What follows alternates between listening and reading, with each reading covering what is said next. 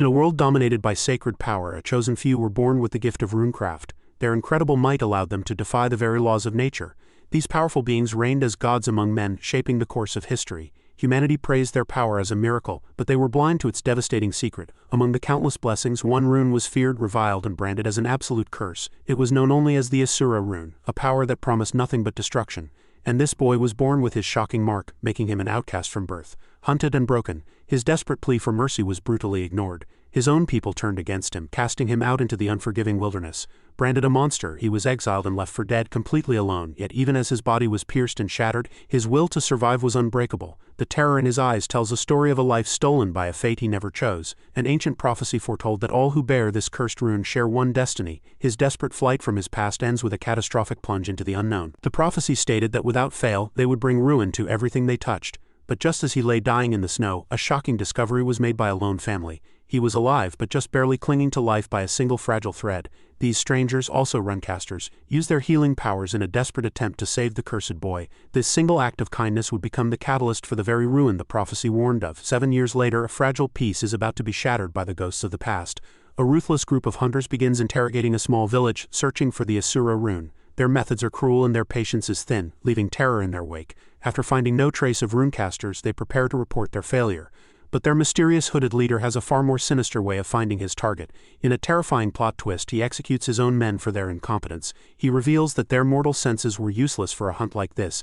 This horrifying villain has a secret power. He can literally smell the scent of the cursed rune. Once the danger has passed, the family from 7 years ago calls out from hiding. The boy they saved emerges from his hiding place.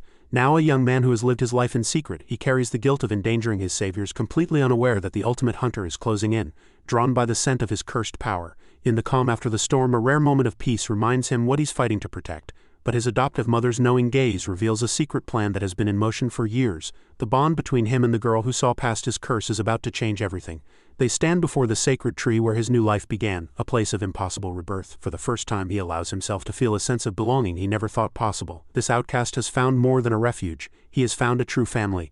But the sudden talk of wedding preparations raises a shocking question. As sunset approaches, the entire village prepares for a celebration that will defy fate itself. The night falls, and with it a promise of a future he never dared to dream of. In a breathtaking act of defiance, the entire village gathers not in fear, but in celebration. The cursed boy stands before them all, his face a mask of terror and hope, and the girl he loves meets his gaze. Her smile was a powerful beacon against the darkness. In a jaw-dropping plot twist, this isn't just a festival. It's their wedding. Her vows are not whispers of love, but a roaring declaration of war against his cursed destiny. But as he prepares to speak, a crushing weight of his past threatens to shatter this perfect moment. He reveals the horrifying truth of his power everywhere he goes. Destruction followed. The memory of being saved is tainted by the paralyzing fear that he will bring ruin to his saviors. He finally asks the question that has haunted him for years. Does a monster like him deserve happiness? His moment of doubt is interrupted by a shock of sudden, unexpected violence. No way, his own bride just punched him in the middle of their wedding ceremony. She refuses to let him drown in self-pity, ready to beat the truth into him if she must. A hidden secret is finally revealed. The village knew the risks of the Asura Rune from the very beginning. They remember a time when a real crisis threatened to wipe them all from existence. In a devastating flashback, he used his cursed power not for destruction, but to become their ultimate shield. She declares that his power was never a curse to them. It's the very reason they're all still alive. Her words become an unbreakable promise that they will face any future danger together without fear. The entire village erupts in cheers. Their voice is a powerful testament to their unbreakable loyalty. He is not a monster to be feared. He is their family, and they will protect him at all costs. In this one incredible moment, 7 years of fear and guilt finally melt away. He accepts a moment of pure happiness. Completely unaware, it's the calm before the devastating storm. The villain's arrival shatters their perfect moment with a single chilling whisper of disappointment. His cruel, mocking smile reveals a hunter who enjoys breaking his prey's spirit before their bodies. This single moment of peaceful celebration was the absolute last they would ever know. In a blinding flash, the entire village is engulfed in an explosion of horrifying green energy. He awakens from the blast, his vision blurred by the eerie glow of an unknown catastrophic power. The first thing he sees is not his wife, but the blood of his family staining his own hands. His mind shatters as he's forced to witness the prophecy of ruin coming true in the most brutal way imaginable. The promises of a happy future are replaced by the devastating sight of scattered lifeless bodies. An unthinkable power had descended upon them, tearing his entire world apart piece by piece. His desperate scream is lost in the chaos as he crawls through the smoldering wreckage of his home. Then he sees her, the woman who defied fate for him, caught in the epicenter of the living nightmare. The entire village, the people who accepted him and called him family, were all gone in an instant. Every familiar face in the carnage is a gut-wrenching reminder of the family he has just lost forever. The crushing weight of his curse proves his deepest, most paralyzing fears were right all along. But his grief is instantly consumed by a burning, all-consuming rage that demands vengeance. A terrifying voice whispers from the shadows, revealing the architect of his pain was right behind him the entire time. Before he can even react, he's slammed with incredible force, his body broken by an enemy he cannot see.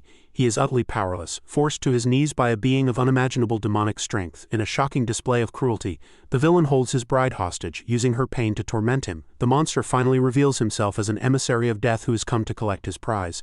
He demands to know why this is happening. His voice trembling with a mixture of fury and despair, the villain makes it clear that the lives of everyone he loved were completely and utterly insignificant.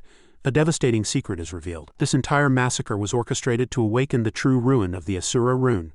The villain then confesses to wiping out every nearby town just to ensure there were no witnesses left alive. The reflection of the inferno in his eyes marks the death of the boy he was, and the birth of a monster. The terrifying hunter is not the true mastermind. He's just a pawn serving an even greater unknown evil. Just as his rage peaks, shadowy tendrils erupt from the ground, binding him in an unbreakable prison. This isn't an execution, and it's a capture. He's being dragged to a pocket dimension where time has no meaning. The villain promises to let him out when the time comes, hinting at a much larger, sinister plan for his cursed power. Dragged into an eternal abyss and separated from everything he loves, his story of revenge has just begun in the most brutal way possible. In his final moments of freedom, the villain forces him to watch his bride's unbreakable spirit being crushed, but her eyes hold no fear. They burn with a final silent message meant only for him. It's a look that screams across the void. Her love was never a weakness, it was his ultimate weapon. This single defiant memory is the last thing he sees before his world fades to absolute black. His desperate reach for her is swallowed by the swirling vortex of his eternal prison. Trapped and powerless, his tears are the only proof he ever existed at all. The villain's chilling power is revealed, a cursed artifact that traps its victims in their own worst nightmares. He is left utterly alone, adrift in a dimension of pure agony crafted from his own shattered heart. A terrifying voice echoes in the void, mocking him with the true purpose of his suffering. The villain's words poison his mind, forcing him to question if his hope was the real curse all along. He finally accepts the devastating lie that his very existence was the trigger for everyone's death. The crushing realization hits that there was never a way to escape his damned ruinous fate. A soul-shattering question torments him. If he had just died as a child, would they all still be alive? In a moment of pure mind-breaking agony, he concludes that his selfish desire for happiness is what murdered them.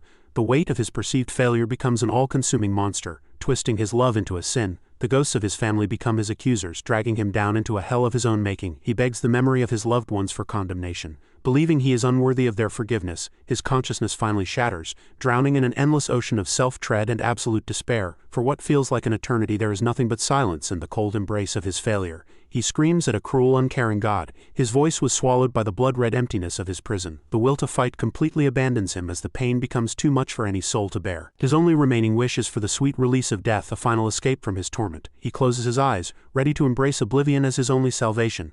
But a shocking memory suddenly cuts through the darkness. Her final words were a truth he refused to hear. Her last message wasn't a goodbye. It was a command to live, fueled by a love that defies even death. Her voice ignites a spark in the abyss, shattering his despair with one unthinkable realization.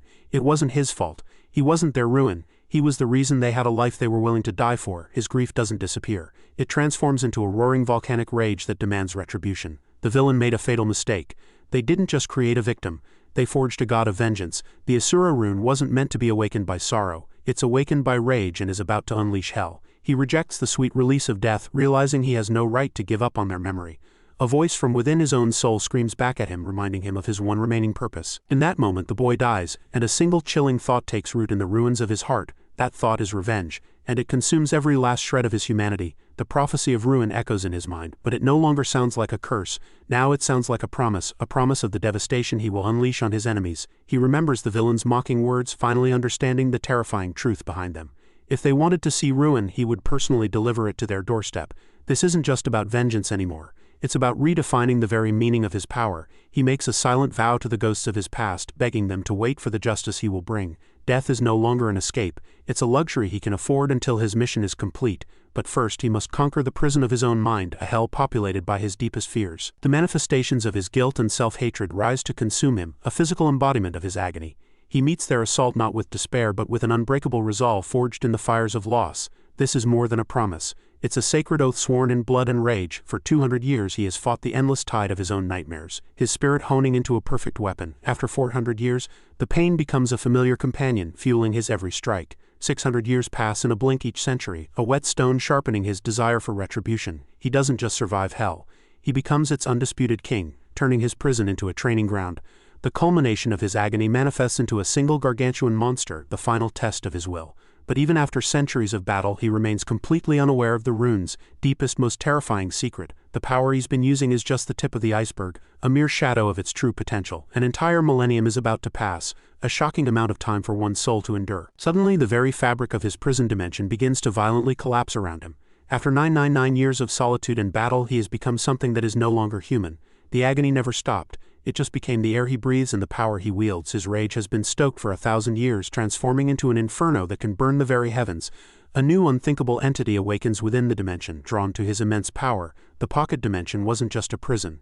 It was a crucible designed to forge him into something the world has never seen. The villain's 1,000-year plan is finally complete, and the monster he's become is about to be unleashed. The final monstrous embodiment of his own despair is utterly obliterated after a 1,000-year war for his soul. His rage is no longer an emotion. It's an eternal, unquenchable core of energy that will never fade at long last. He has conquered his inner hell, only to unleash a far greater one upon the world. But his mind is suddenly pierced by the devastating memory of a simple dream that was stolen from him. It was a future filled with a love so pure it now feels like the cruelest poison in his veins. The promise of a family and a peaceful life now serves as the blueprint for his coming vengeance. She had offered him a home where he could always return, a sanctuary that was turned into a graveyard. That single promise of safety becomes the fuel for the absolute ruin he is about to unleash. Her innocent smile is the last piece of his humanity to burn away, leaving only a monster behind. This memory doesn't break him. It completes the terrifying transformation a millennium in the making. A shocking power awakens, born not from the boy he was but from the god of ruin he has become. The true apocalyptic nature of the Asura Rune is finally unleashed upon a world that has forgotten true fear. His very being is rewritten by pure agony, twisting his flesh and soul into a living weapon of mass destruction. The silent screams of his own tormented past erupt from his body, hungry for retribution. With a single volcanic roar, he shatters the fabric of his prison, tearing a hole in reality itself. He gazes upon his transformed hands, realizing the curse he once feared is now the most powerful weapon in existence. An ancient secret of the rune is revealed. He doesn't just cause ruin, he can command it. A single devastating thought cuts through his rage as he steps back into the world. After 1,000 years, his raw power cracks the very ground he walks on. A god returning to the mortal plane. If he had possessed this unthinkable power on that day, every single person he loved would still be alive. The kind boy is dead, replaced by a cold-blooded demon whose smile promises nothing but a world of pain. His first act of freedom is met by a colossal guardian. A final pathetic attempt to contain a god, but against a being forged in 1,000 years of hellfire. The ancient beast is nothing more than dust. He shatters its skull with a single contemptuous blow, an insultingly easy display of his absolute power. He floats above the carnage, a silent god of death, savoring the first taste of the destruction he will bring. His body, no longer human, has become a perfect conduit for the very concept of annihilation. A shocking new ability is manifested, the Annihilation Fist, a gauntlet that erases matter from existence. He aims this newfound power not at an enemy, but at the heavens themselves, a declaration of war against the gods. A terrifying grin spreads across his face as he prepares to unleash a millennium of suffering in a single attack. The entire world is about to witness a beam of pure oblivion tear the sky in half, and his hunt for revenge has officially begun. He steps back into a world that looks deceptively peaceful, completely unaware. A god of vengeance now walks among them, but the first thing to greet him is the stench of human cruelty. A familiar poison in a world he no longer recognizes. These foolish bandits have no idea they're trying to rob a being who has conquered 1,000 years of pure hell. His first question isn't for riches but for a truth that will completely shatter his perception of reality. The bandit's mocking answer reveals a date that makes his very soul freeze over. A chilling calculation begins in his mind, the numbers defying all known laws of time and space. The bandit leader's smug, arrogant grin is the absolute last mistake he will ever make. In a mind-blowing plot twist, his 1,000 years of torment were only 5 years in the real world. His enemies have had a mere 5 years to celebrate their victory, while he has had a millennium to plan their demise. The bandit's confusion instantly turns to sheer terror as they realize the man before them is not of this world. In his eyes, the crimson glow of a 1,000-year-old promise for revenge finally ignites. The first strike is not a warning. It is a sentence delivered with the weight of centuries of unimaginable rage. Their pathetic weapons shatter against a body forged into an unbreakable weapon of pure retribution. He moves like a phantom of death, each motion a symphony of devastating, merciless destruction. This isn't a battle. It's a brutal harvest, and their souls are just the first of many he will reap. The ground is painted with the undeniable proof that his humanity died long ago in that eternal prison. One man is left alive, not out of mercy, but because a god of ruin needs an informant. He approaches the lone survivor, his suffocating aura swallowing the last of the man's courage. A single terrifying demand is made, promising either information or an eternity of unimaginable pain. The map of the world has changed, but the scent of his enemies remains forever etched into his soul. His quest for vengeance now has names and borders, turning his boundless rage into a focused, unstoppable spear. A single kingdom is identified as the heart of the conspiracy, the very place his apocalyptic revenge will begin. The Zoe Kingdom, a floating bastion of absolute power, has just become the #1 target on a god's hit list. Their legendary army is nothing more than a field of corpses just waiting to be made. Even their most terrifying monsters will learn to fear the true beast that has finally been unleashed upon them. Shocking revelation. The survivor confirms the villain who orchestrated everything was a sorcerer from the Zoe Kingdom's royal family. The desperate bandit's confession connects the dots of a 5-year-old massacre, sealing the entire kingdom's fate. He demands every last detail, peeling back the layers of a conspiracy that stole his entire world from him. A devastating flashback reveals the exact moment the order was given to destroy his home and everyone he ever loved. The final soul-crushing piece of the puzzle falls into place. The mission was to find someone and clear a few villages, and he now knows his happiness was the reason they all died. The confession begins. The massacre was just a high-paying job offered by a sorcerer from the Zoe Kingdom. He callously admits they burned entire villages to the ground, calling it just another day's work for a group of bandits. In a moment of pure stomach-turning evil, he laughs about the difficulty of burning so many innocent bodies. The sorcerer paid them handsomely before vanishing, leaving them to erase every last trace of the slaughter. A single ice-cold question cuts through the confession, a question that will seal this man's fate forever. The bandit's casual confirmation is the single spark that ignites a 1,000-year-old inferno of pure rage. Then he makes his final devastating mistake, mentioning her body was just another one in the fire. No way, he disrespects her memory with a vile comment completely oblivious. He's talking to a god of vengeance about his queen. The faces of the family he's mocking flash through his mind, each one a promise of the pain he is about to inflict. The bandit's terror is absolute as he finally realizes the man he's been talking to was there on that day. This single confession has just signed the death warrant for his entire organization, the Deal Mountain Hideout. A shocking glimpse into their base reveals a horrifying truth. They aren't just bandits, they're human traffickers. These monsters even trade in children, their bottomless cruelty, sealing their inevitable brutal doom. But the sounds of their daily atrocities are about to be silenced by the arrival of an apocalyptic reckoning. A terrifying delivery arrives for the guards. The severed head of the man who just told him everything. He doesn't knock. He erupts through the door. A one-man extinction event that has just begun. A whirlwind of pure unadulterated vengeance is unleashed, turning the hideout into a slaughterhouse in seconds. The first real challenge appears. A masked brute who foolishly believes his strength can stop a god's fury. His opponent's battle cry is met with the silent cold promise of 1,000 years of perfected brutal violence. He unleashes a storm of blows. Each punch carries the weight of a century of suffering and rage. The brute's body is utterly shattered. A pathetic end for someone who stood in the way of retribution. With 2 simple words he passes judgment. His glowing red eyes are the last thing his victims will ever see. A single concentrated blast of his power obliterates the building's interior, a mere taste of his true capabilities. The remaining bandits can only stare in disbelief, their minds unable to comprehend the scale of the monster they've just met. He emerges from the carnage, carrying the proof of his informant's betrayal, his presence suffocating the entire mountain. Dropping the head like trash, he makes it clear this isn't a negotiation. It's a final interrogation. His gaze sweeps over them like a predator deciding which of these insects he will crush next on his path to the king. Their pathetic attempt at intimidation is met with the chilling aura of a being who has forgotten the meaning of fear. Suddenly a new, far more powerful presence emerges, silencing his own men with a single command. The bandit leader is a runcaster, and he instantly recognizes the apocalyptic power standing before him. The leader addresses him not as a survivor, but as a sorcerer, completely misjudging the scale of the god he just provoked. He cuts straight to the chase, confirming the name of the mercenary who brokered the deal to slaughter his entire world. The bandit king's arrogance is his first fatal mistake, believing this is a negotiation he can control. A chilling offer is made. Give up the name and he might let them live. A lie wrapped in the promise of absolute annihilation. The leader's mocking grin is the last moment of confidence he will ever have in his entire miserable life. In a shocking betrayal, he unleashes a surprise attack, choosing death over information. He reveals his true answer. The only one Helb is talking to is the young sorcerer's corpse. A devastating blast of energy is meant to end the fight before it even begins, a pathetic attempt to erase a god. The entire hideout is engulfed in a blinding flash, a testament to the bandit king's formidable power.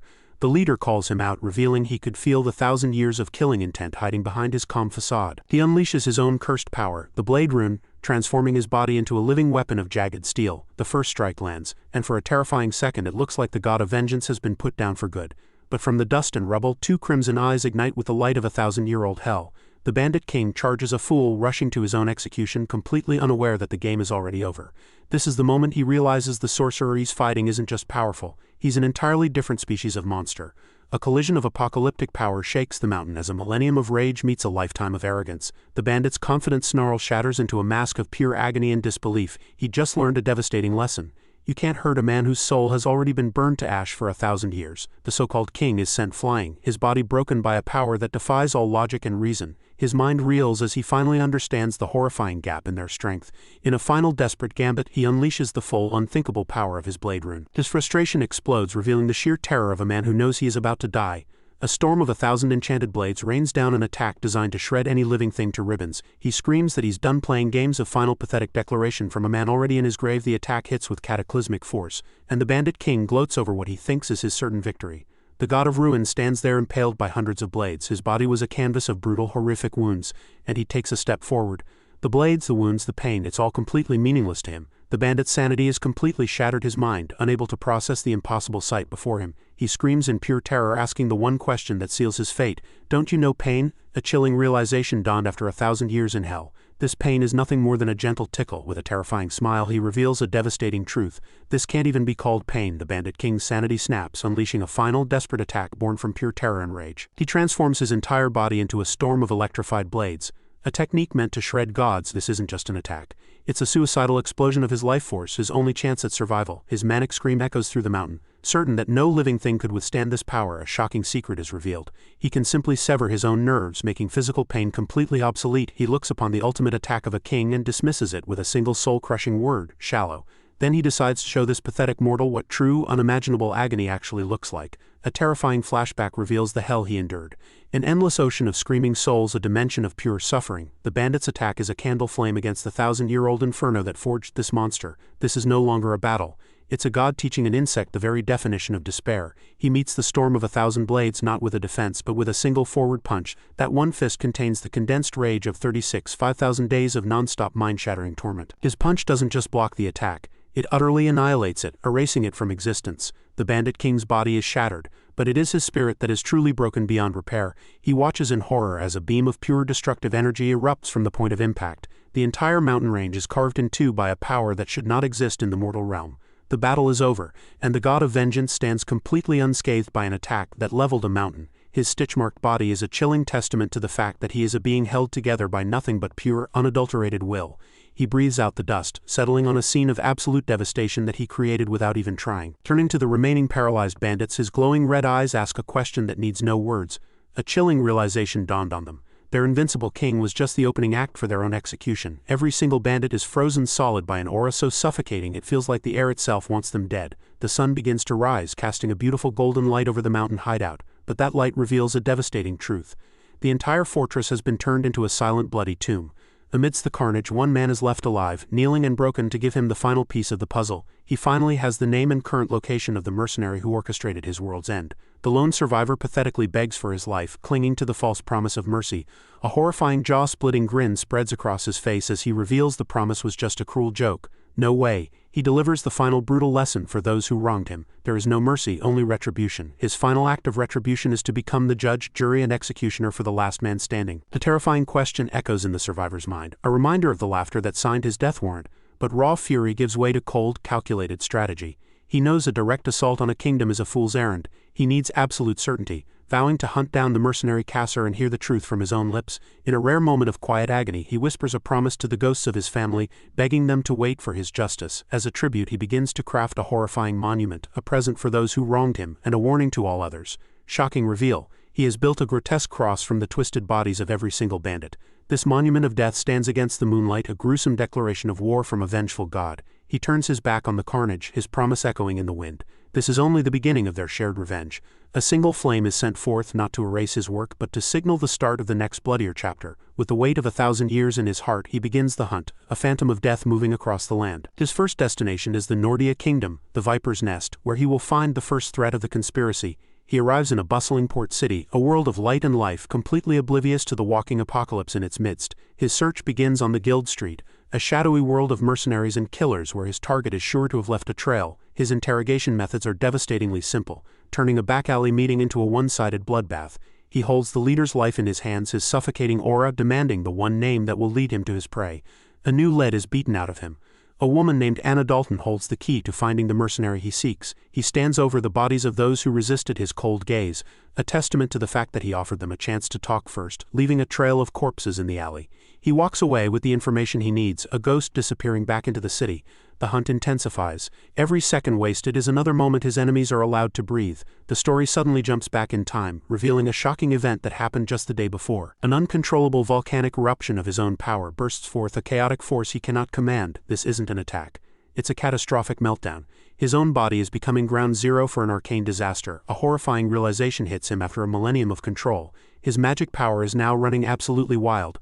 A secret of the world is unveiled. Magic is a universal particle, an invisible force that governs all power. Sorcerers are those who can harness this power through Runecraft, manifesting incredible world-bending abilities. But this power comes at a terrifying price. The sorcerer's body is merely a fragile vessel for this cosmic energy.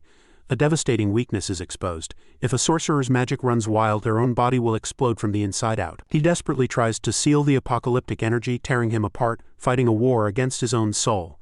No way. He's losing control, and the god of vengeance is about to be annihilated by the very power that fuels him. The god of vengeance is brought to his knees not by an enemy, but by the catastrophic rebellion of his own power. He barely contains the internal explosion, a chilling reminder that his greatest weapon is also his most imminent threat. In a devastating move, he's forced to seal the very power he spent a millennium perfecting, rendering himself vulnerable. A horrifying new rule is established. Overuse his magic and his own body will become the fuel for his final agonizing self-destruction. His hunt for answers is immediately blocked by a colossal brute, a mountain of muscle standing in his path to vengeance. The giant foolishly attempts to intimidate a being who has conquered literal hell, completely unaware of the god standing before him. Shocking revelation. The guard accidentally confirms he's in the right place, dropping the one name he's been hunting, Anna Dalton. The terrifyingly calm smile spreads across his face, the silent promise of a storm that is about to break. His crimson eyes ignite with 1,000 years of condensed rage. The guard has just confirmed his prey is only a few feet away. He unleashes a single bone-shattering punch, a brutal reminder that even without magic he is a weapon of mass destruction.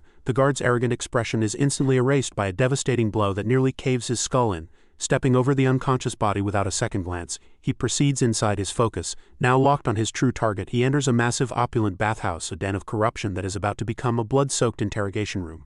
Anna Dalton's elite guards stand in his way, completely oblivious. They are the last line of defense against a one-man apocalypse. He cuts through the silence with a single demand, his voice echoing with the name of the man who helped orchestrate his world's end. From the steam, a figure emerges, her voice dripping with the arrogance of someone who believes they are untouchable. Their shocked reaction is all the confirmation he needs. He has just walked directly into the heart of the conspiracy. In a jaw-dropping twist, the woman reveals herself as Anna Dalton, and gives a single brutal order: rip his mouth off. Her identity is confirmed as the Nordia Kingdom's #1 information broker. The undisputed queen of the entire criminal underworld. Her guards are not mere mortals. Their bodies erupt with a sinister, otherworldly energy that warps the very air around them.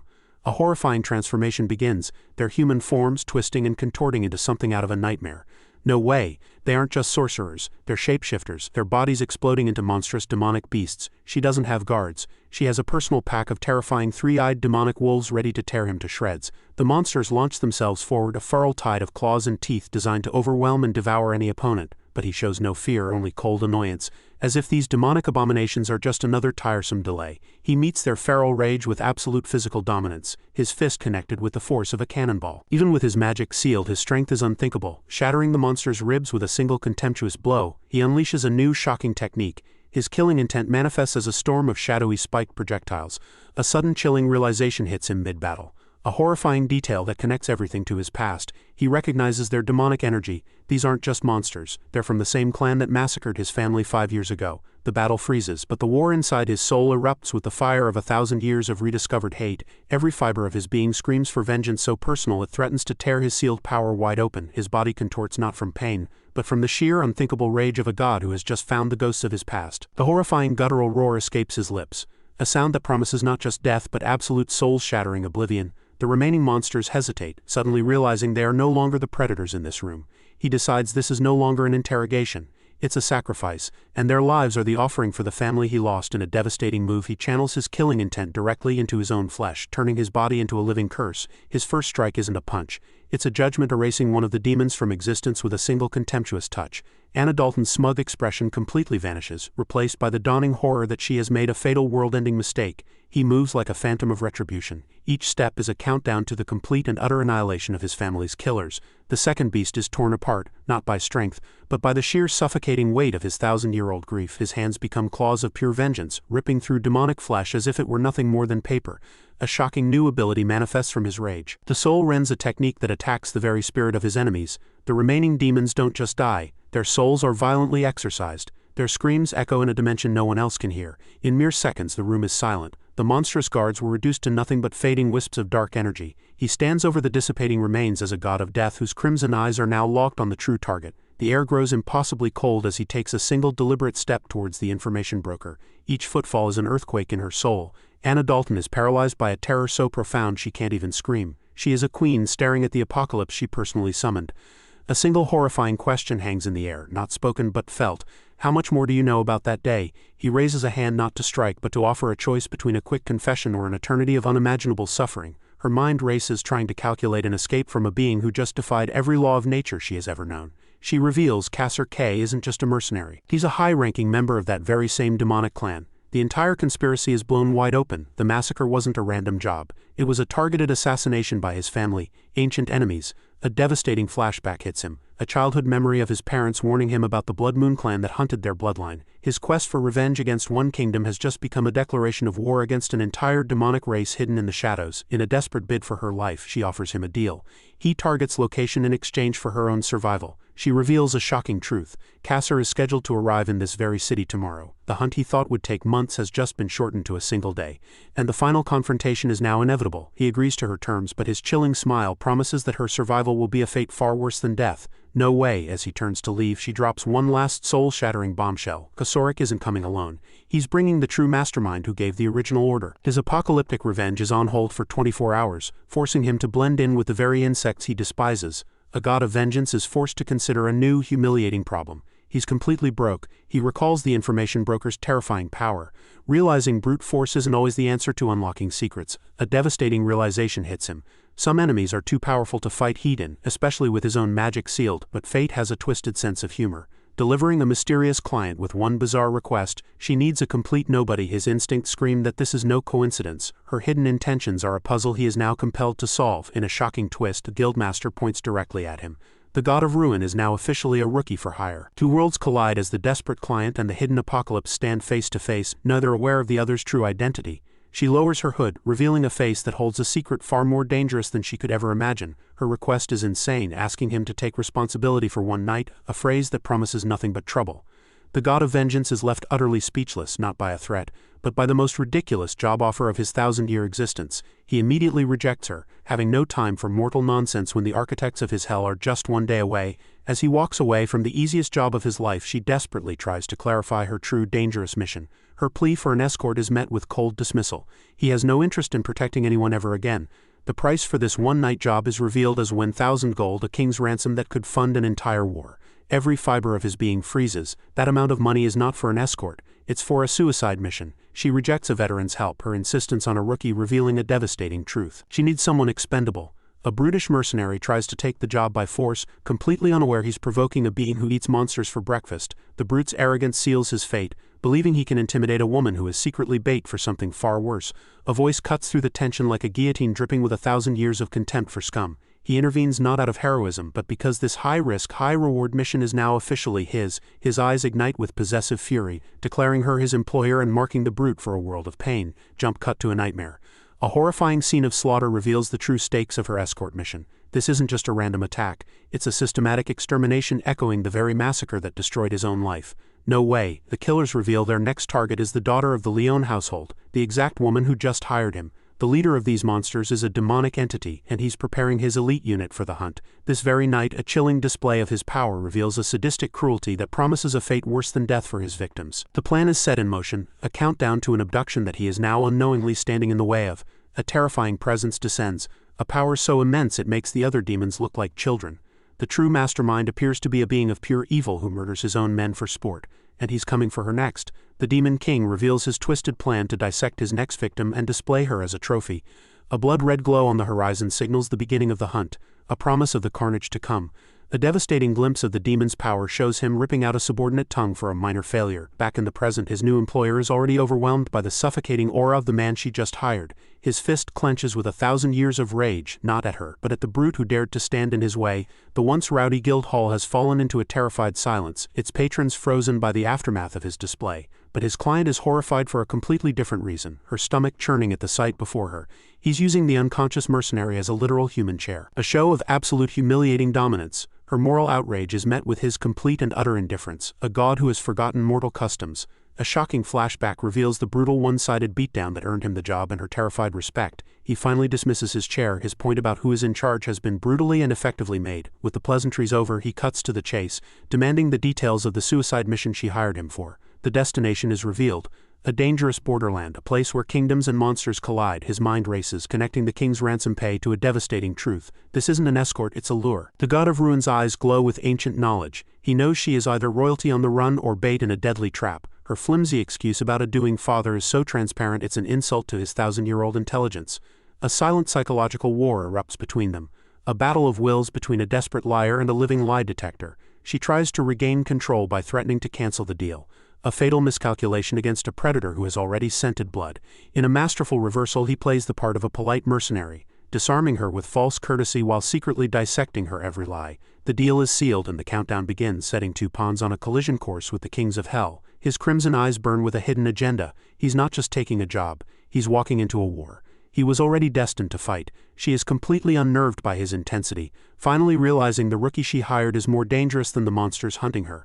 Their journey begins, taking them into the Gassiolo Mountains, a place notorious for being a hunter's paradise. The god of vengeance walks beside a marked woman, an unlikely alliance forged in lies and desperation. He moves with the chilling efficiency of a predator, his senses scanning for a threat she can't even begin to imagine. Her guard drops for a single foolish moment, believing the journey might actually be safe. His hand shoots out, stopping her dead in her tracks, the silent promise that her moment of peace is officially over. A single command to be silent confirms her worst fears. They are no longer alone in this forest. A terrifying realization hits him as a familiar demonic mana floods his senses. The hunters have finally arrived. No way. A blur of impossible speed erupts from the trees. The ambush she paid him to prevent has just begun. His senses scream a warning. The forest is no longer empty and the hunters have finally closed in. 4 shadows descend from the canopy. A coordinated strike of impossible speed meant to kill before he can even react. A terrifying recognition hits him of them, radiating the exact demonic energy of the clan that slaughtered his family. But a 5th attacker appears out of nowhere, unleashing a blinding flash of destructive energy at the ambushers themselves. His eyes widen, not in fear, but in utter shock at the impossible scene unfolding before him. The new attacker isn't aiming for him. They're trying to annihilate the demons hunting his client. The demon's command confirms his worst fears. They're here for the Leon family's daughter and they want her alive. A devastating new player has entered the game. A mysterious third party is powerful enough to make demons retreat. He pulls his client into the shadows, a predator using the chaos to analyze the 3-way battlefield. His crimson eyes ignite with a cold, calculating fury. He's done waiting for the fight to come to him.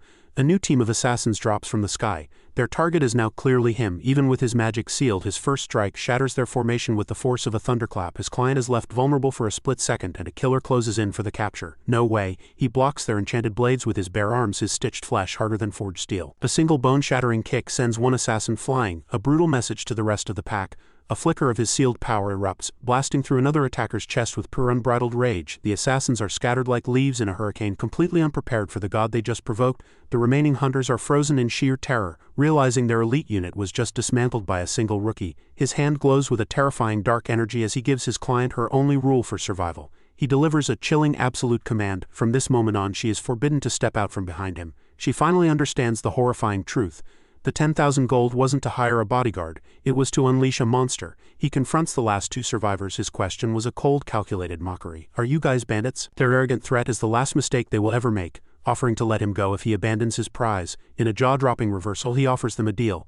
Pay him his 1,000 gold fee and he'll consider leaving them alive. Their refusal is his signal. The time for talk is over, and the real slaughter is about to begin. He moves like a phantom of death. His fists are a blur of red light that shatters bone and breaks wills. This isn't a fight. It's a devastating display of absolute dominance, a god swatting at insects. His stitched arms become living weapons, deflecting killing blows with an unthinkable brutal force. His glowing red eyes hold 1,000 years of combat experience. He sees their every move before they even think it, but the final assassin reveals a shocking secret. His eyes glow with an unholy light as he unleashes a power that is not human. He explodes forward with inhuman speed, ready to unleash his hidden power. The assassin's fatal mistake is revealed. He completely underestimates the god of ruin standing before him. His arrogance becomes a death sentence as he dismisses the one being in the world he should have feared.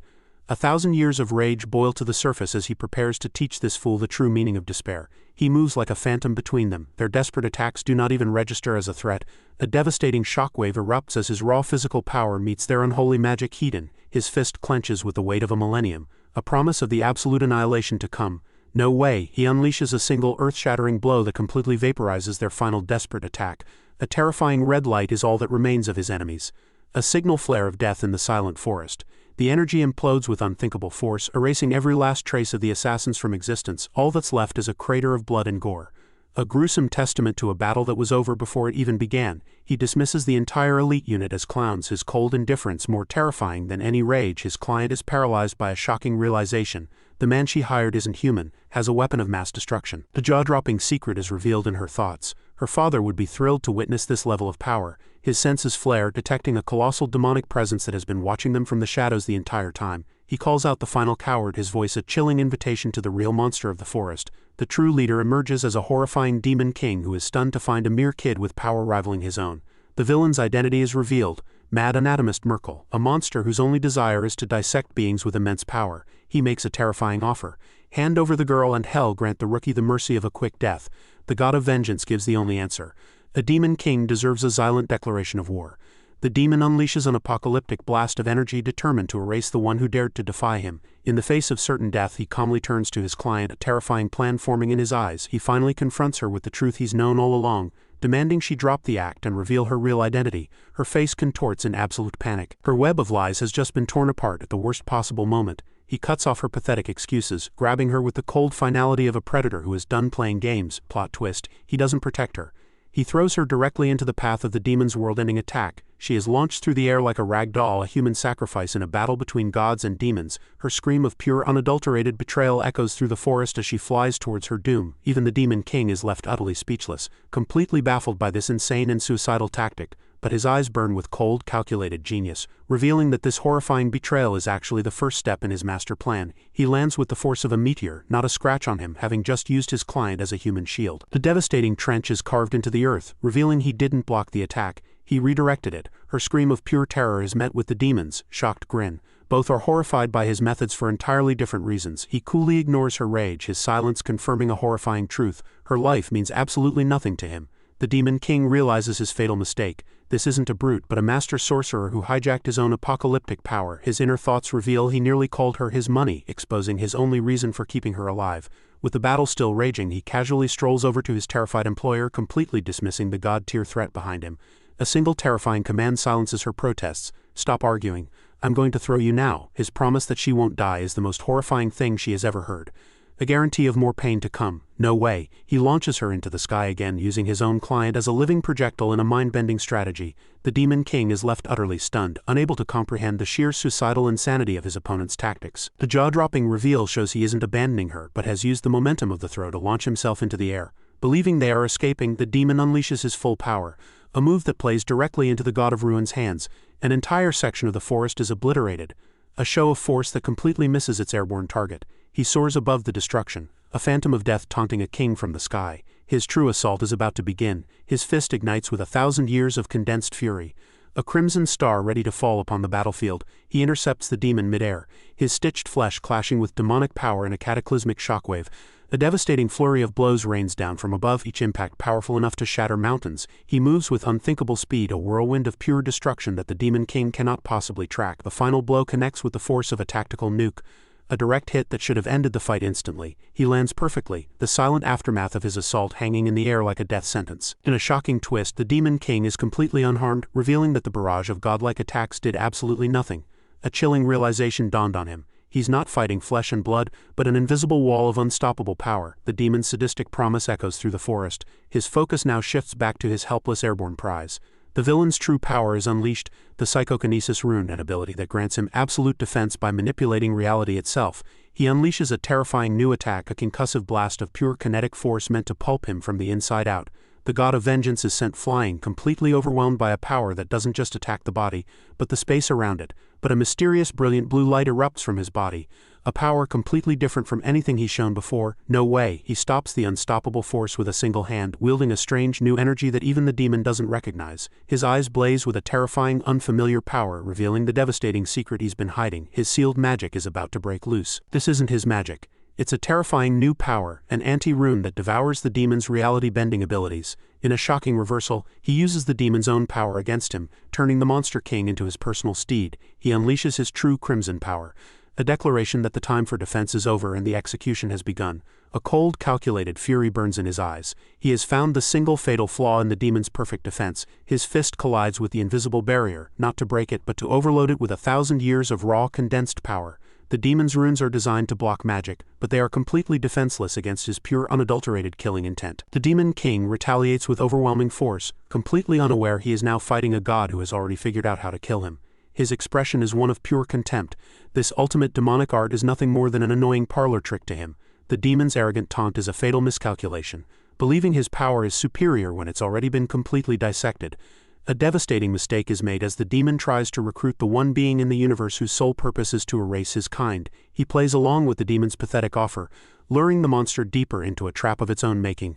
The demon's mockery seals his fate, accidentally revealing the one crime that will guarantee him an eternity of suffering. Those two words hitting villages trigger a memory so dark and bloody it reignites the fires of his original hell. The demon proudly confesses to the exact atrocities that destroyed his past, transforming this battle into a sacred personal execution. A slow, horrifying smile spreads across his face, a promise of a pain so profound the demon cannot even begin to comprehend it. The monster's fatal error is complete. He mistakes the smile of a predator for the greed of a mercenary. No way he drops the act, his voice dripping with the chilling disgust of a god forced to speak to an insect. The time for games is officially over. He has judged this creature unworthy of existence. His body erupts in a crimson aura of pure rage. His power skyrocketed as he made a vow to tear the demon apart piece by agonizing piece. The Demon King finally feels a sliver of true terror, for realizing the wealth he mocked is actually an ancient primordial force of judgment. He unleashes a devastating storm of attacks. Each blow is infused with the vengeful spirits of every life the demon has ever destroyed. The demon's scream of disbelief confirms the impossible. His unbreakable domain is starting to crack under the sheer weight of pure hatred. He moves like a phantom of retribution, his crimson eyes burned with the promise of absolute annihilation. A shocking new technique is formed. A vortex of raw power designed not to pierce the shield but to erase it from reality. An apocalyptic explosion of red light signals the complete and utter failure of the demon's ultimate defense. He rains down a flurry of blows, each one shattering another layer of the demon's reality-warping power. The final punch is thrown, a strike containing the condensed fury of a god who has just been reminded of his family's massacre. The demon's face contorts in utter shock, the laws of his world breaking before his very eyes. Jaw-dropping, his fist breaks through the impenetrable barrier. The first being in history to touch the Demon King's true body. The demon's scream isn't just pain, it's the sound of his very soul being ripped apart by a power that defies all logic. His fist doesn't just break the barrier, it obliterates the very concept of the demon's invincibility. This isn't just one punch, it's 1,000 years of agony being driven directly into the demon's skull. The mad anatomist forgets his desire to dissect, now consumed by a primal need to simply destroy the one who humiliated him. In a final desperate act of fury, the Demon King unleashes an attack meant to wipe the entire forest off the map. A pillar of apocalyptic energy erupts from the earth, a signal that the demon is willing to sacrifice everything just to erase him. He condenses the cataclysmic blast into a single horrifying point of annihilation. A miniature son of pure hatred, the demon unleashes his ultimate technique, the psychokinetic blood strike, a move that has leveled entire kingdoms. For a single terrifying moment, the world goes silent, holding its breath before the coming annihilation. The attack carves a devastating scar across the land, a wave of pure destruction that vaporizes mountains and boils rivers. He stands alone against a literal tsunami of death, a single man against the full unrestrained fury of a demon king. The demon's confidence shatters into pure disbelief. Their power levels are similar, yet the god of ruin refuses to be erased. No way, he doesn't block the attack, he simply walks through it. The apocalyptic energy parted around him like water. He repeats the demon's own words back to him, a chilling mockery that exposes the monster's fatal miscalculation. A terrifying aura explodes from him, revealing the horrifying truth. The demon wasn't fighting a man, he was fighting in a cage. The Demon King, a being of immense power, feels true primal fear for the first time in centuries. His senses are overwhelmed by a power level so vast, so ancient, it makes his own feel like a flickering candle in a hurricane. With two simple words, he declares the battle over his grip like a vice on the demon's very existence. A single absolute command is given, not as a suggestion, but as a law of nature. The demon is now forced to obey. His crimson eyes deliver the final verdict, a sentence to an eternity of suffering he is about to personally deliver. His true power is revealed, the Asura Rune, Manifesting the annihilation fist weapon that erases matter at a particle level, he unleashes a storm of blows, each punch not just breaking the demon but systematically deleting him from reality. The final blow connects a focused point of absolute annihilation that targets the demon's very soul. The Demon King is reduced to nothing but fading black smoke, his reign of terror ended by a power he couldn't even comprehend. With the god-tier threat eliminated, he calmly tends to his bindings. The battle is already a distant memory. The battlefield is a devastating testament to his power. A deep scar carved into the world itself, but the battle isn't over. The ground beneath him erupts, reacting to the sheer untamed power he just unleashed. He stands completely unbothered amidst the chaos, his crimson aura a silent warning that he is still not finished. His chilling gaze shifts towards the sky, remembering the other piece of this puzzle, his airborne 10,000 gold employer. The narrative shifts to explain the source of this power. The diverse and potent world of rune arts, these arts grant incredible abilities from turning one's body into a living weapon to bending the fabric of reality itself. The most powerful sorcerers can unleash devastating force capable of shattering the very landscape. Their battles are cataclysmic events, leaving permanent scars upon the world.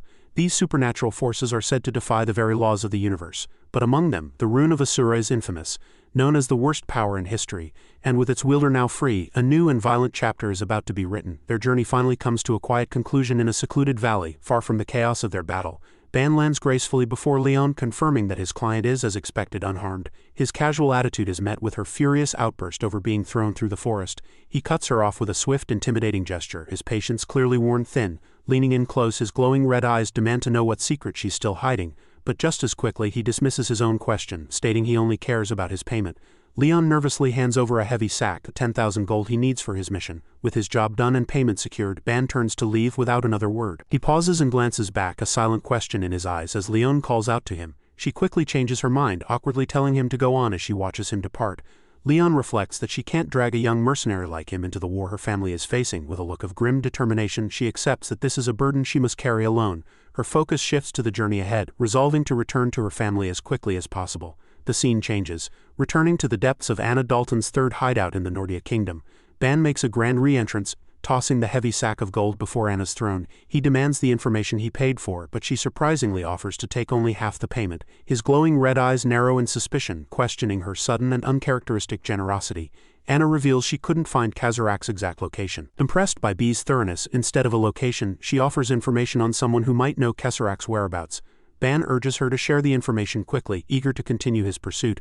Anna asks if he's heard of a mercenary group called TJ. Ban confirms he's never heard of them, prompting Anna to elaborate. A dramatic image showcases the TJ mercenary group and their illicit activities. Anna reveals the leader of TJ is Kazarak himself. She explains TJ's rapid rise to power over the past 5 years. Their influence has grown so vast that it's now difficult to pinpoint their headquarters. Anna boasts of her resourcefulness, revealing she found one of TJ's executives. Ban realizes this executive is his direct line to finding Kazarak. With cold resolve, he immediately demands to know the man's current location. Anna casually reveals the intel, lounging on her throne like a queen. His next destination is Valhelda City, the capital of the Bra Kingdom. The scene shifts to the Merkel gang's headquarters, now a grim monument to a one-sided conflict. Inside, the aftermath is even more severe, with the gang's forces completely dismantled. The few remaining survivors scramble in terror, their escape cut short by a monstrous presence. Their desperate flight ends in an instant, their shadows falling against the cold stone floor. A lone survivor stares in disbelief at the solitary figure responsible for the devastation. Another gang member shouts in panicked confusion, unable to comprehend the reason for this sudden onslaught. The mysterious enforcer calmly explains that he's simply carrying out his instructions. Wreathed in a blue aura, he coldly points out that they have failed their mission. His sharp gaze reveals he's judging their failure on behalf of his leader, Kurik. A terrified survivor screams that TJ never warned them about their target's monstrous bodyguard. He desperately blames the enforcer for the death of his leader, Merkel. Another TJ member casually admits they also underestimated the frontier mercenary. The survivor gestures to the grim aftermath, questioning the extreme penalty for a single mistake. The enforcer dismisses his plea, suggesting they accept their fate as disposable assets. His words push the man over the edge, his mind snapping as he repeats the word punishment. With a final surge of defiance, the lone survivor completely rejects their brutal judgment. He plants his feet, preparing for a final desperate charge. He rallies the last of his men, ordering a full-scale assault on the lone enforcer. The survivor unleashes his own rune art, a power that manifests as giant hands of pure energy. A colossal hand of light erupts from the ground, aiming to crush the unmoving TJ agent. The rest of the gang descends from above, a coordinated pincer attack from all directions. Unfazed by the onslaught, the enforcer offers a calm, almost polite apology in advance. but suddenly the enforcer becomes the center of a brilliant golden light, turning the tables on his attackers. The light shifts to a crackling blue energy, freezing the assailants in their tracks. The gang leader stares in utter confusion, his men having vanished into thin air. He realizes his mistake too late as he's pulled into the same vortex, his desperate attack completely nullified. The gang leader's face contorts in terror as he realizes the true nature of the enforcer's power. The TJ agent watches impassively, the job's grim conclusion reflected in his cold eyes. In his final moments, the leader's defiance is utterly silenced by the overwhelming force. The moon hangs high in the sky, a silent witness to the night's brutal events. Later, a cloaked figure surveys the devastating aftermath, asking if the cleanup is complete. The enforcer casually adjusts his collar, suggesting the evidence of his work speaks for itself. The cloaked man praises his efficiency before being told to leave now that his inspection is over. Before departing, the informant mentions an investigation into Merkel's killer, describing a man with distinctive scars. The enforcer understands immediately, realizing this scarred mercenary is his next official target. The informant confirms his suspicion with a laugh, but the enforcer cuts him off, clearly tired of the conversation. The enforcer prepares to deliver a full report of the day's grim work to his leader. His stained hand reveals the brutal efficiency of his methods as he lights a cigarette. Standing amidst the silent aftermath, he lets out a weary breath. His task finally complete, he takes a long drag, his scarred face showing a cold satisfaction with the night's work. The scene pans out to reveal the sheer scale of the devastation as the informant's description of Ban hangs in the air. Meanwhile, Ban confirms his next destination is the nearby Bugra Kingdom. His crimson eyes flare with intensity as he demands the name of his target, the TJ executive. The enforcer's expression hardens, realizing another name has just been added to his list of targets, officially introduces this formidable new opponent, Haka, a TJ mercenary group executive.